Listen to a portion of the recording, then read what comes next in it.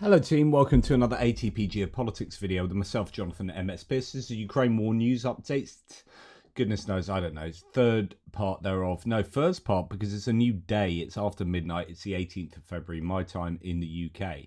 And this is a military aid update because I've got so much to talk about and I don't want it to go another day and collect even more data points. But I have to say, I'm not in a good place at the moment, particularly however bad you think things are at the moment concerning the geopolitical situation in the world, vis-a-vis particularly the United States and Ukraine. It's worse. It is worse. It's just more data points keep coming out where I'm just like, really?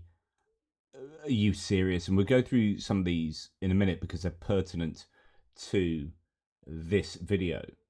But we're going to start with Donald Trump is considering withdrawing US troops from the Baltic states. And of course, this is all about military aid to Ukraine in a very direct way or an indirect way. So military support for the security of Europe is, in a sense, military support for the security of Ukraine, or it's a backstop after Ukraine, etc., etc.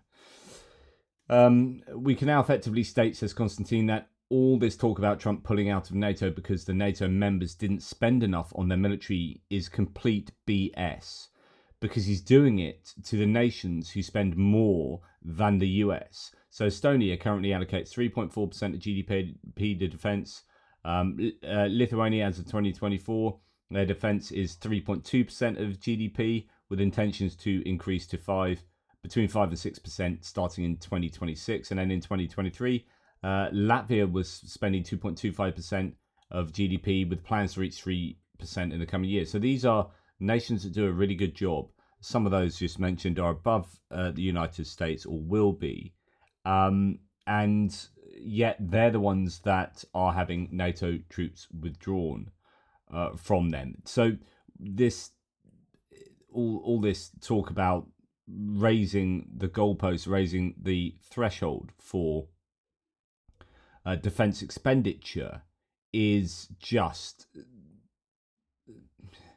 a part of the game for Donald Trump. He doesn't really mean it. In fact, he talked the other day about slashing the US defense budget in half. Everything that they're deciding to do at the moment, 100% is in the best interests of Russia and China. It's just as simple as that.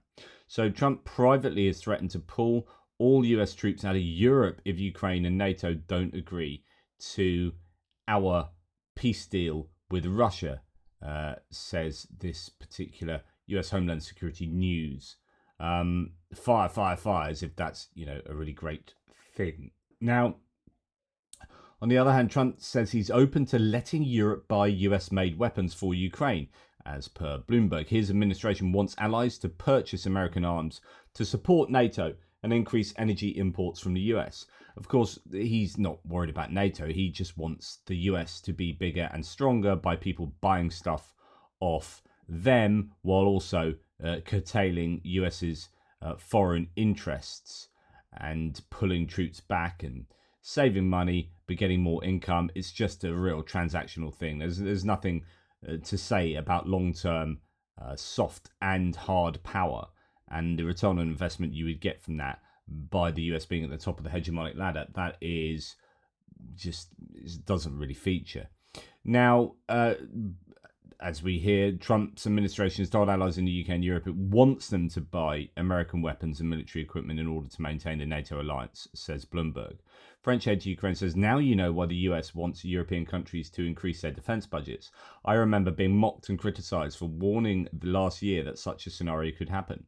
There are people who believe that boosting the European defense industry means buying more American weapons, which is utter nonsense. I do not want to spoil anyone's mood, but one has to pray that Donald Trump's blackmail does not end up with him imposing restrictions on the use of American weapons if NATO countries do not agree to one of his arbitrary whims. Enjoy your F-35 while you still can, I guess. And if anyone can make a comment on this, it's the French, because actually the French have really tried very hard to be independent of the United States, more so than pretty much any other NATO and Western country, by having a very, very active defense industry, by having an completely independent nuclear deterrence program in a way that the UK doesn't. We depend logistically, maintenance wise, and so on and so forth on the US for our nuclear deterrent. France has been very big on that security independence for a long time.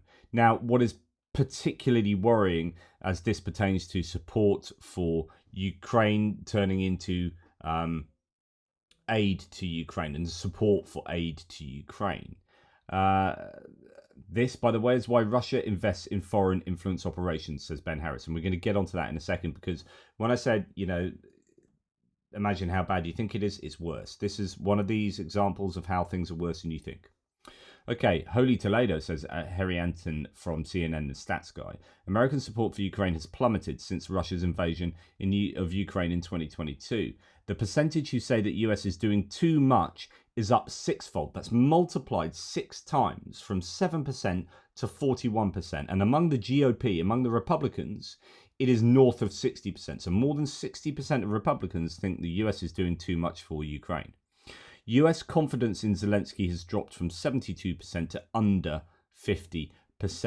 And like I keep saying to you, we don't wake up and have this situation where we've generated our own opinions on things out of thin air. We are fed our opinions. Yes, we generate our own opinions based on the data that we receive, but it's largely dependent, our if you like, our interface, our operating system is our brains, our genetics, our biology. But the environment is where we get all our information. So our information comes from what we read, what we listen to, what we hear. And if you're hearing day in, day out things, hearing from people and networks that denigrate Ukraine and that regurgitate Russian disinformation, then you will get to a point where you do not support Ukraine. Okay? It doesn't happen in a vacuum. We live in a place where our senses are being assaulted on a daily basis by people who are trying to manipulate us. Now, someone from the other side could say, I'm trying to do that.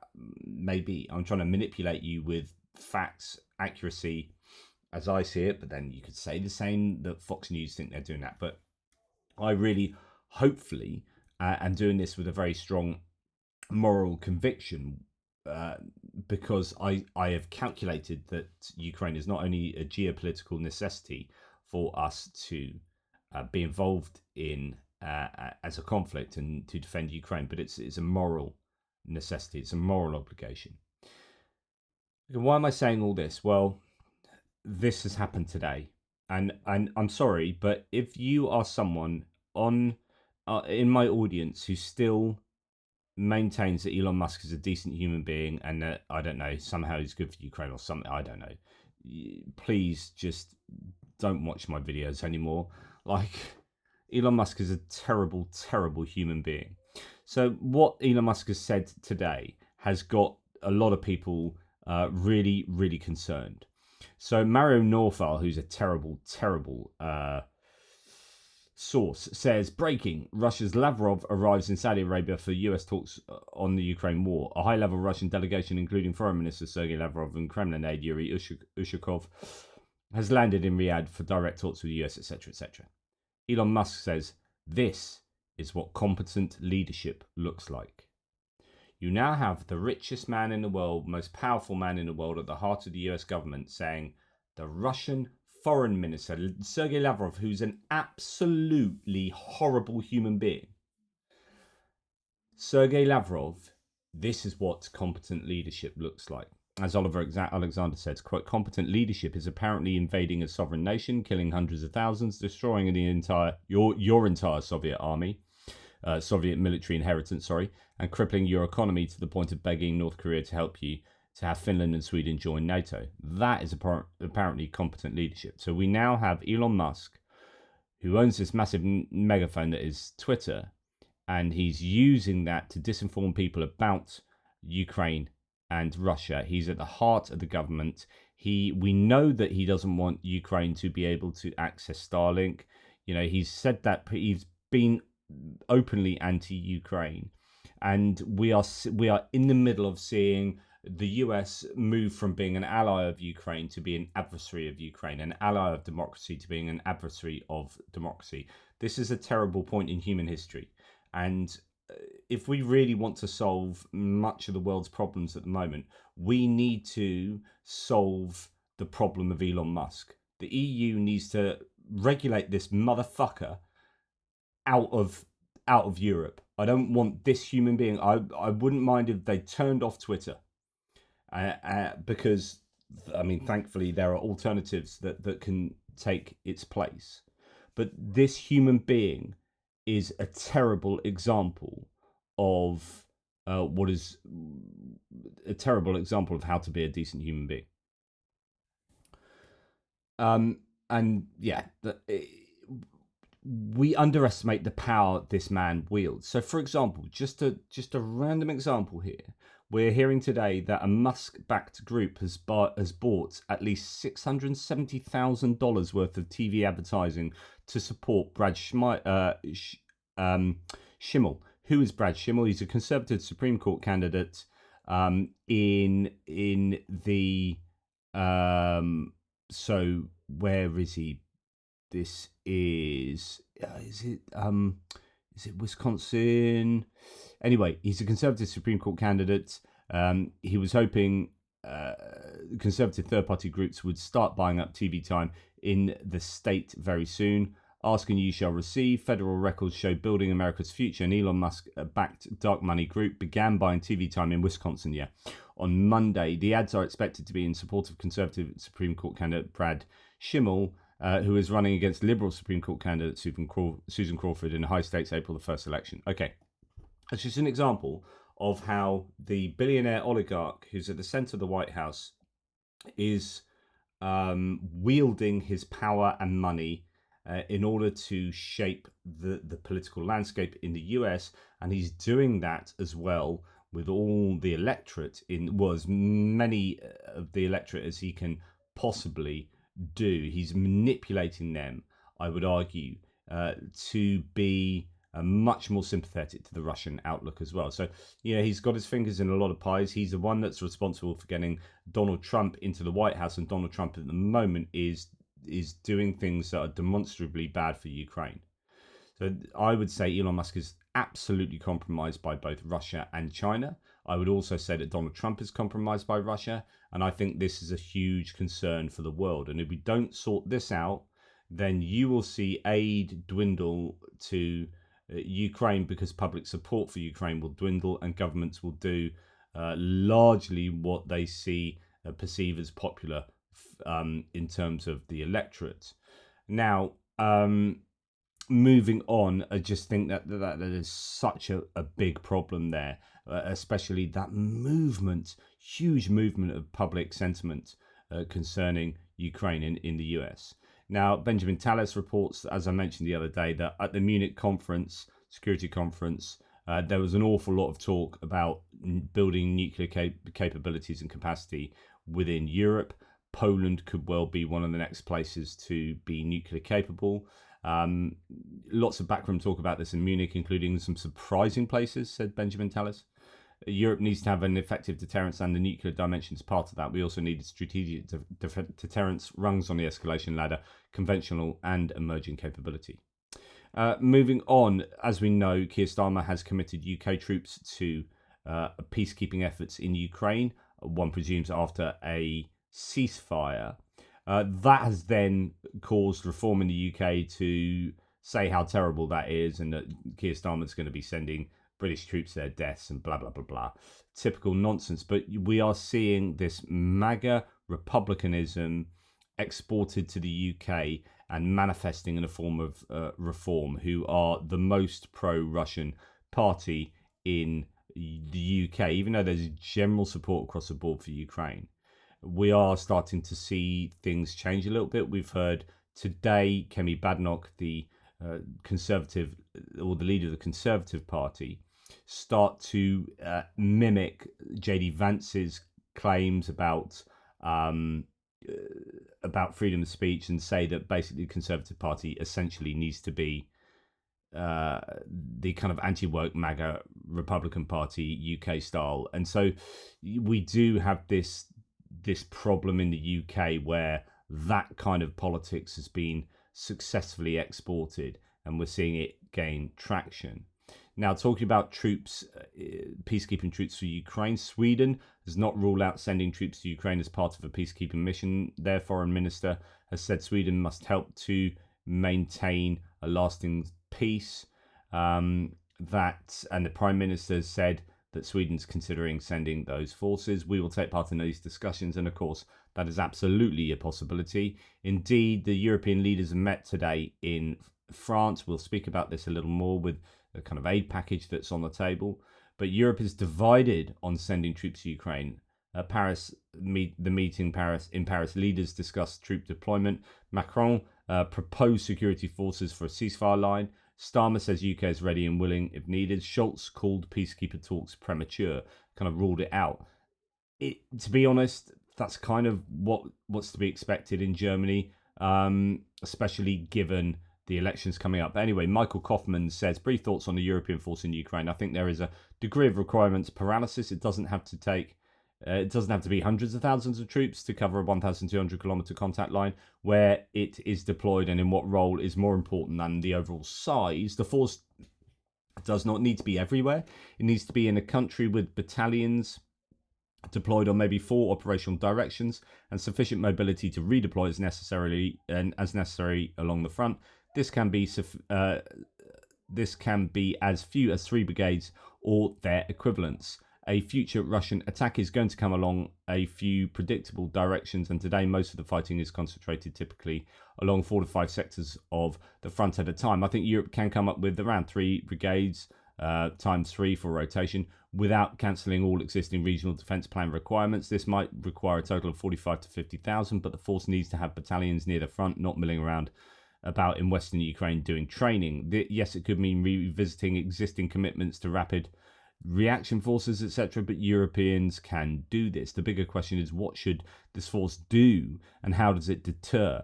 If it is a tripwire, what does it attach to? If not, it's just is it just a peacekeeping force? What Europe can deploy now would be additive, not transformative, given existing Ukrainian military capability, but you have to start somewhere. The question for policymakers will be, what is this force backed by and what happens if it is attacked? Bottom line, while I'm sceptical that European nations can deploy and sustain a large force in the country, I also don't think they have to. The initial requirements are not insurmountable and should not be exaggerated as an alibi for doing nothing. This is just back of the envelope thinking about requirements. I'm cognizant of the risks and dilemmas that any deployment would entail.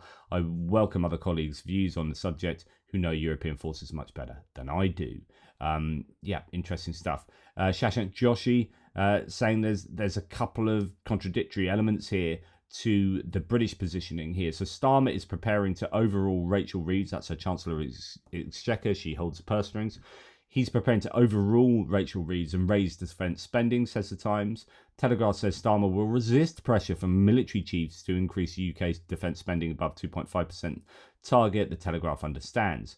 Which is it? My impression is that the recognition of cuts required at 2.5% to 2030 trajectory combined with Trump's pressures and worsening international situation are likely to drive the Prime Minister to meaningfully higher the spending. So he thinks it is likely to go up, which would be good for Ukraine. Okay, so moving on from kind of American-based stuff, Shashank Joshi again, quoting Bloomberg, saying European officials are working on a major new package to ramp up defence spending and support Kyiv. The spending plans won't be announced until after the German election on February the 23rd, in order to avoid stirring up controversy before the vote. But we hear then we heard from No Reports yesterday that tomorrow the EU will discuss this is actually this is yesterday, but now I'm just past midnight. So tomorrow the EU will discuss a €5 billion,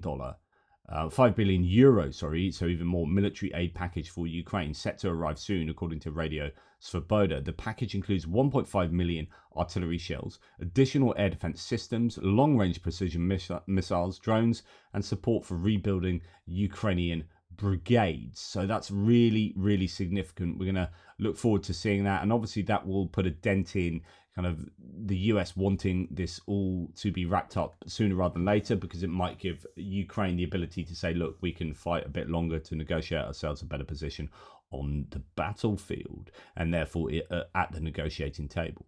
German aid to Ukraine has updated or at least the German government has updated their website with what's been delivered in the past 5 weeks.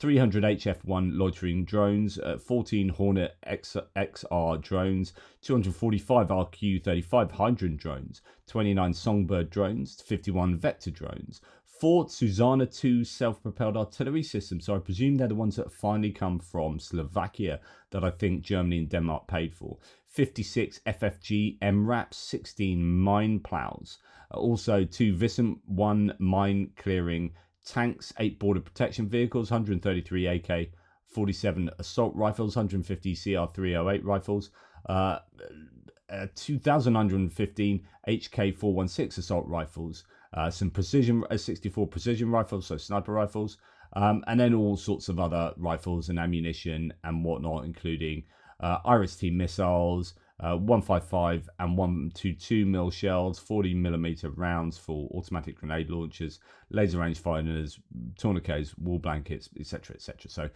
a whole host of stuff that the Germans have been consistently supplying to Ukraine. Now, the Quantum Systems German drone manufacturer will double its production capacity directly in Ukraine this year, according to the press service. So that's really good news.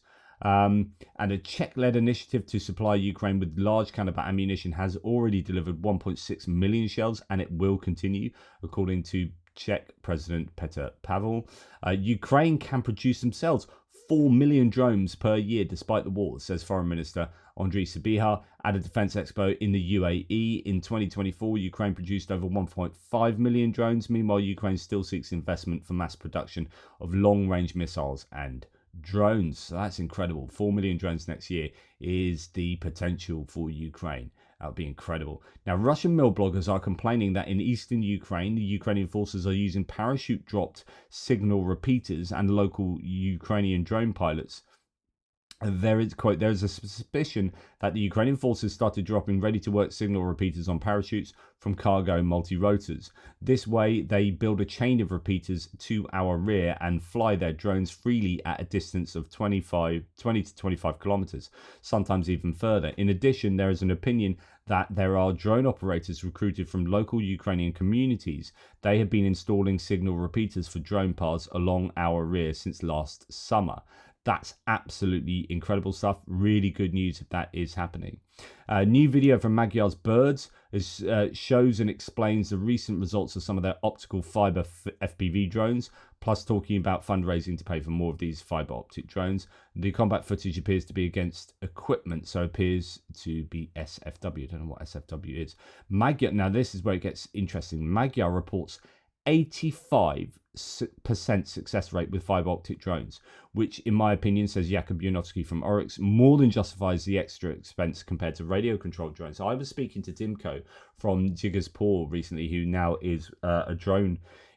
He's active in the unmanned systems forces, and I asked him about the success rate, and he said, well, it's difficult because it depends what you're talking about, where, weather conditions, all these different variables, but generally I think he, like 40% was what was mentioned, if I remember correctly. So if you're taking normal FPV drones as having a 40% success rate, and you're looking at fiber optics as having an 85% success rate, then that is over twice as successful. And therefore, if they are twice as expensive, then that is still pretty much worth it. And besides negating the effects of jamming, the improved image quality should also make it easier for less experienced drone operators to achieve hits. To compensate for the extra mass and air resistance so that they can carry the normal size warheads like RPG-7 warheads, Magyar's Birds have switched from quadcopters to larger and more expensive octocopters for their FPVs. In my opinion, at this level of performance, such fiber optics drones are, in my opinion, perfectly viable and acceptable for use in NATO armies, just with maybe replacing the warheads with some custom but mass-produced design superior to things like the RPG-7. Incredible. So they're using much larger drones with these bigger fiber optic reels on them, and then using them as FPV drones. Ukrainian military, according to Militiani, has about 5,000 Humvees, army off-road vehicles in various modifications. The Ukrainians have a significant number of the specialized vehicles based on this off-road frame. The ANTWQ-1 Avenger, so that's the Humvee with 2 pods of 4 Stinger missiles, usually man-pad missile launchers, these man-portable air defense systems. They've got the mobile anti-tank complex with TOW missiles. That's interesting. So that could be why they're ordering so many TOWs, as well as having them on the back of... These are optically wired missiles that are sent usually out of Bradleys. So Bradleys have the TOW on top, but if they've got Humvees with them as well, that's interesting. APKWS, so these are the Hydra missiles that I talked about recently, being fired off the back of a boat and taking down I think they laser guided, taking down the Shahid drones over the Black Sea. But APKWS launches also on the back of Humvees, so that's good, as well as 2 CT Hawkeye ones as well. So they are pretty versatile, these Humvees. They've got a lot of them. And doing a number of different things. Now, a Russian Pantsir S-1E air defense system has been spotted at Fort Irwin National Training Center in California, America. Ukraine has given much captured equipment to its allies for their own military preparations.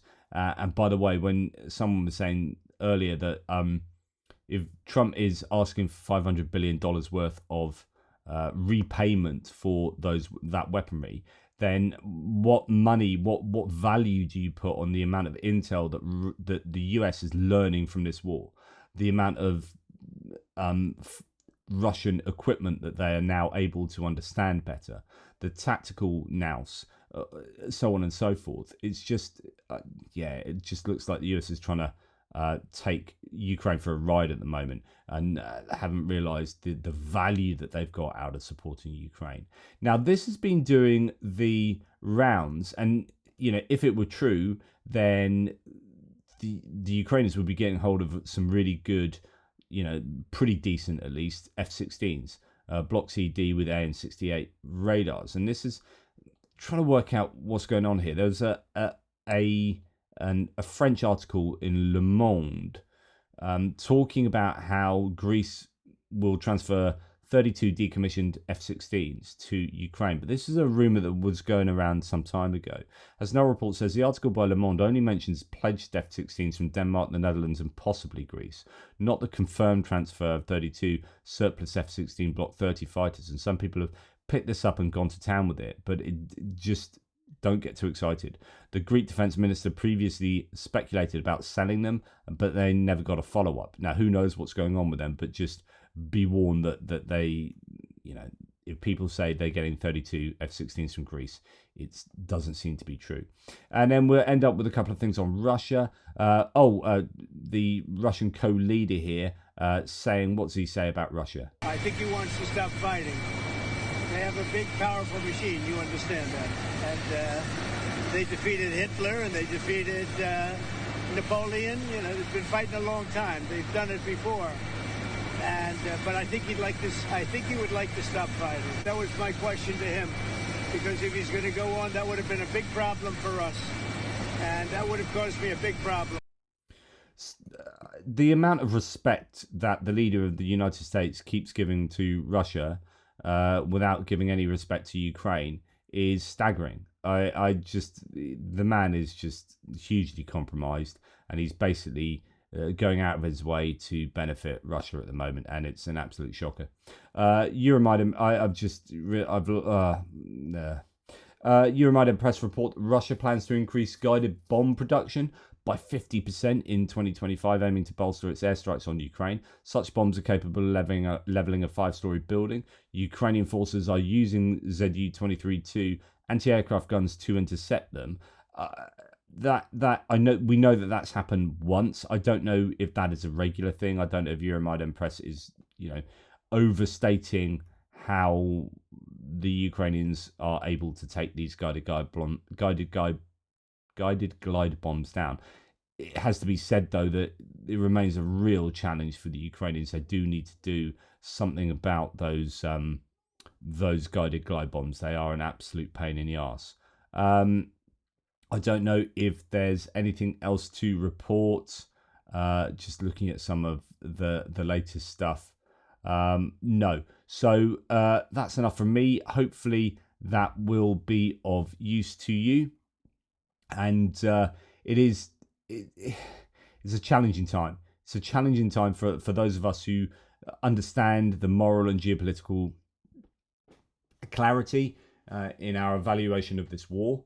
And when you see what has been a tremendous supporter of Ukraine, the United States, do a bit of a volte-face, it appears, on supporting Ukraine. And when you see people like Elon Musk at the center of the disinformation campaign on behalf of the Russian Federation, it can get you down. So yeah, I'm in one of those sort of troughs at the moment with regard to some of these people like Elon Musk and Donald Trump. I just don't understand people who see all these data points and see the words that these people say and still hold on to this hope, this idea that, yeah, these are the right guys. These are really competent guys. These guys know what they're talking about. I don't get it. Change your mind, guys. Don't be afraid to change your mind. I've changed my mind on lots of stuff to do with international geopolitics. What I haven't changed my mind on is my sense of morality. Like you put these people on pedestals, you treat them like gods. You are giving them permission to do anything, and you won't change your belief in them because they are your god. Don't do that to human beings. Human beings are invariably less than perfect, and these two people, particularly Elon Musk and Donald Trump, are far from perfect. And goodness, what is it? What's the stats? I'm like 14. That's more than 14. It's something like 17 kids from 7 women. Like these are these are. Yet they're supposed, the old, what is it? The moral majority of the Republican Party. Just crazy. But anyway, that's not really apropos to anything. Just, don't put these people on pedestals.